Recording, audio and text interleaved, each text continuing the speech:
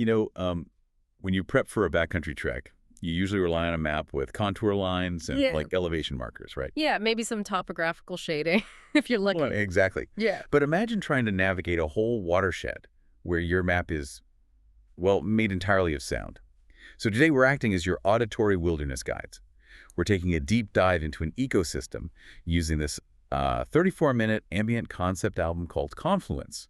It's a 12-part meditation on the life of a river. And honestly, it's just a brilliant way to understand ecology. I mean, the artist layered these raw field recordings of water and distant wildlife with like instrumental textures. It literally creates a topography you can actually hear. Yeah, we're going to trace the whole life cycle of a river from a high-altitude spring all the way down to the ocean. Exactly. And we'll explore how a changing physical habitat alters the acoustic environment, plus how it actually changes the psychological pacing of your hike. Okay, so let's unpack this journey, starting up in the high alpine country with track 1, the source.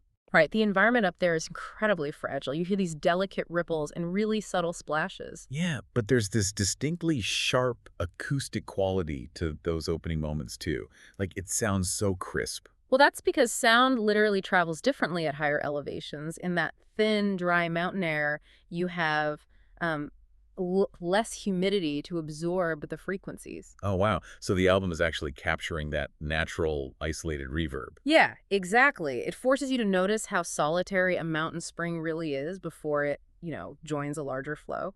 Moving into track 2, Descent Through the Pines, you really hear it shift. Yeah, as gravity pulls the water down, you hear it gathering strength in track 3. It sounds less like a trickle and more like a massive rock tumbler. Right, it's like liquid sandpaper just carving its way down the canyon walls. That friction is wild. It's the defining sound of a young river. And that kinetic energy just builds aggressively as the elevation drops. It leads right into the chaos of the rapids and then the Great Fall. But wait, that violent energy doesn't just disappear, right? I mean, it has to go somewhere. Yeah, it hits the valley floor and dumps into the deep pool. This is actually one of the most surprising parts of this whole ecosystem. Doesn't it seem counterintuitive, though?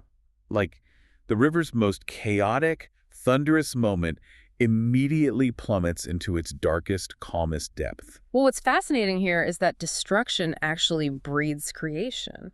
The sheer violence of that falling water is exactly what excavates those still, submerged sanctuaries at the bottom. Oh, that makes so much sense. And the artist captures this shift perfectly, right? Yeah, they drop the auditory perspective completely. They actually use hydrophones to record sounds from inside the pool. Wait, hydrophone, like underwater microphones? Exactly. They capture frequencies we can't even hear from the surface. So instead of the chaotic splashing above, you're like immersed in these low, mysterious, swirling currents. And the pacing fundamentally changes underneath the surface, too.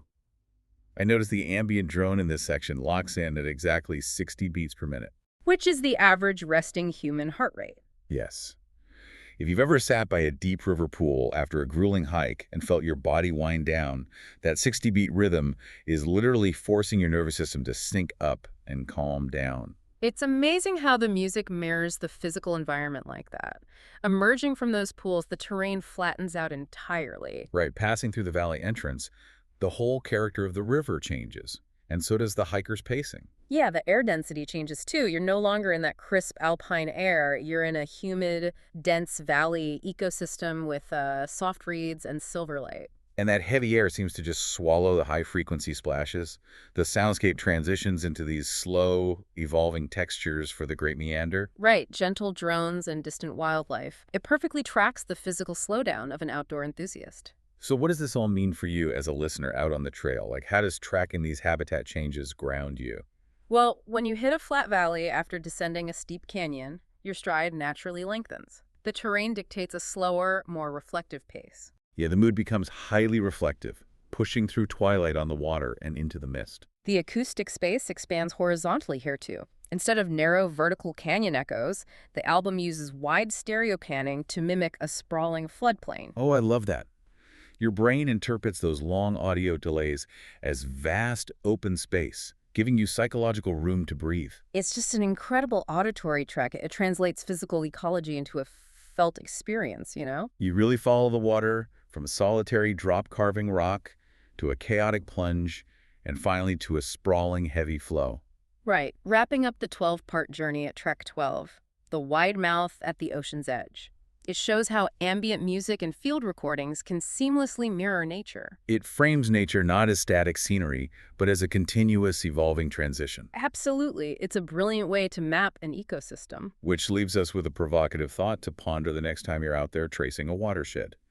When that fresh water finally reaches the wide mouth and pours into the vast, salty expanse of the ocean. Does the river's unique identity die? Or is that the exact moment it finally becomes whole? Keep listening to your map out there.